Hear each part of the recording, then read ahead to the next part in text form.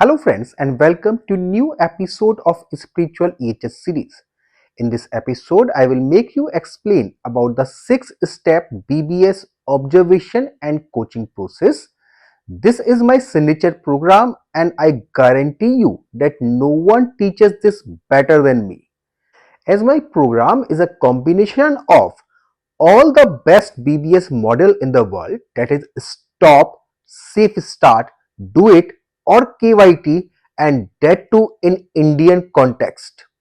I also guarantee you that if you watch this program till the end, you will learn minimum 3 new things which has never been told to you by anyone. BBS observation करना एक 6 step sequential process है जिसमें first 2 steps observation के हैं और बाकी 4 steps communication के हैं. And now let's understand these steps one by one. And step number 1 is observation. Conducting good observation is a skill and it requires patience. सबसे पहले जिस भी एक्टिविटी को हमें ऑब्जर्व करना है उस एक्टिविटी से हम थोड़ा दूर खड़े होंगे और हम 3 चीजें ऑब्जर्व करेंगे. And the first thing which we are going to observe is the position of people, क्योंकि 30% एक्सीडेंट लोगों के गलत पोजीशन में खड़े होने के कारण होते हैं. You will observe people position for line of fire, जैसे रोटेटिंग पार्ट्स के बिल्कुल सामने खड़ा होना, ऑकवर्ड पोस्चर में काम करना और डेंजर लाइन के बिल्कुल पास खड़ा होना, जैसे बड़े ट्रक के पीछे और रूफ के कोने पर. Second thing which we will observe is the action of people, क्योंकि 26% एक्सीडेंट लोगों के रॉन्ग एक्शन के कारण होते हैं.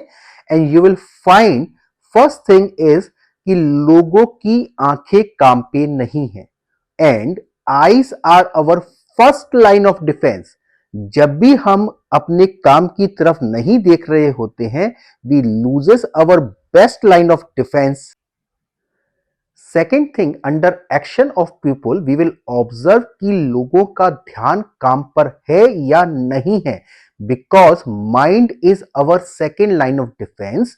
और हमको कितनी बार खतरों से हमारा माइंड बचाता है, जो कंटिन्यूसली हमारे आसपास के खतरों को ऑब्जर्व करता है और रिफ्लेक्स एक्शन के थ्रू हमको बचाता है.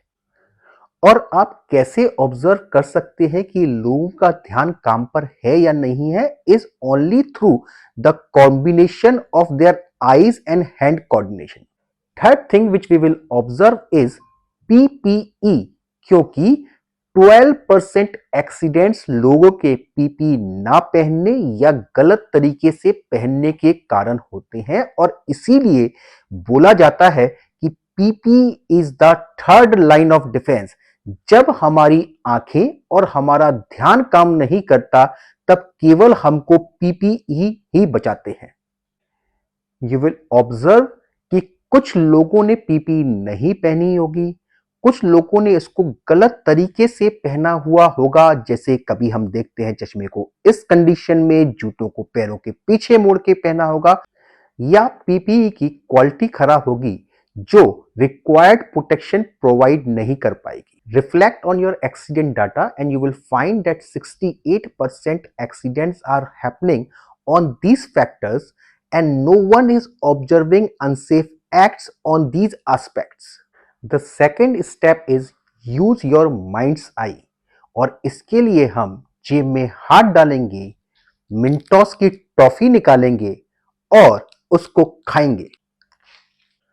और हम अपने दिमाग से 2 क्वेश्चन करेंगे कि जिस एक्टिविटी को मैं ऑब्जर्व कर रहा हूं उसमें सबसे बड़ा खतरा क्या है और उस एक्टिविटी को कैसे सेव किया जा सकता है. और मेरे एक्सपीरियंस के अनुसार यदि आप स्टेप 2 मिस करते हैं तो आप एक अच्छी क्वालिटी बीबीएस ऑब्जर्वेशन नहीं कर पाएंगे. इसके पास हम ऑपरेटर के पास जाएंगे और उससे रिलेटेड वर्क एक्टिविटी को ऑब्जर्व करेंगे, जिसमें आते हैं टूल्स, इक्विपमेंट और एसओपी। इसके बाद आता है स्टेप 3, जिसमें हम ऑपरेटर से कम्युनिकेशन स्टार्ट करते हैं। And remember 3 ground rules for effective communication. The first is, आप वर्कमैन का फोटो नहीं खींचेंगे, आप अपने साथ कोई चेकशीट लेके नहीं जाएंगे और आप ऑपरेटर से उसका नाम नहीं पूछेंगे। All these 3 are barriers for effective communication. Communication करने से पहले ध्यान रहे कि जब भी हम ऑपरेटर से कम्युनिकेशन स्टार्ट करेंगे तो हमें सेफ्टी टॉपिक से स्टार्ट नहीं करना है, क्योंकि सेफ्टी और हेल्थ का नाम लेते ही लोग चिढ़ जाते हैं। हमें ऑपरेटर को एंगेज करना है उसकी वर्क एक्टिविटी को लेकर कि वो क्या काम कर रहा है। जब भी हम ऑपरेटर से कम्युनिकेट करेंगे तो हमें उससे अमेरिकन स्टाइल में कम्युनिकेट करना पड़ेगा, ना कि इंडियन स्टाइल में।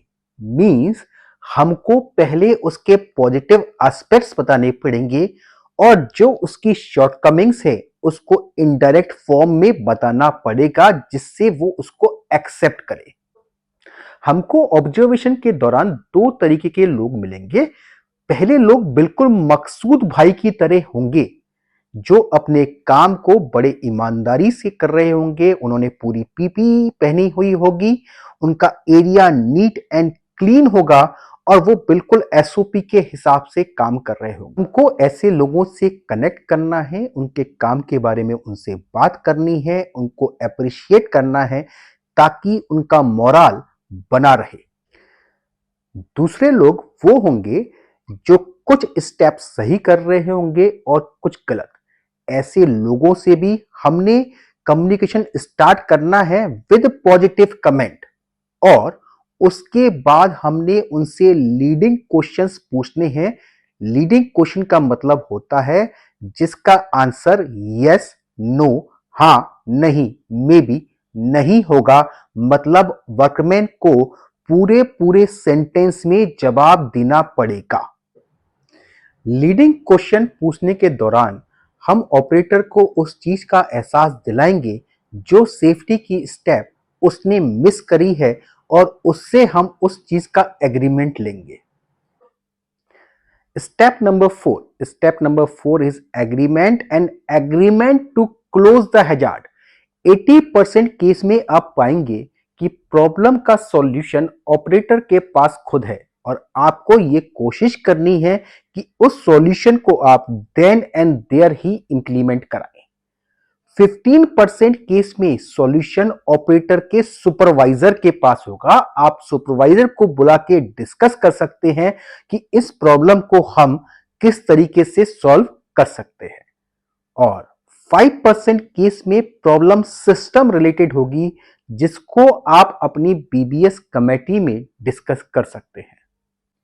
Step number 5, discuss other safety issues. Operator के ट्रस्ट को गेन करने के लिए आपको उसके वर्क एरिया से संबंधित और सुरक्षा सुझाव भी लेने होंगे। Step number 6, commitment and thank you. Discussion को क्लोज करते समय आपको ऑपरेटर की आंख में देखना है, हाथ मिलाना है और उसको उसके समय के लिए और अन्य दिए गए सुझाव के लिए शुक्रिया बोलना है। If you want to drive organization-wide BBS program, you can connect me on these numbers. I hope you have loved this video. Please keep liking, sharing, subscribing, and learn safety my way.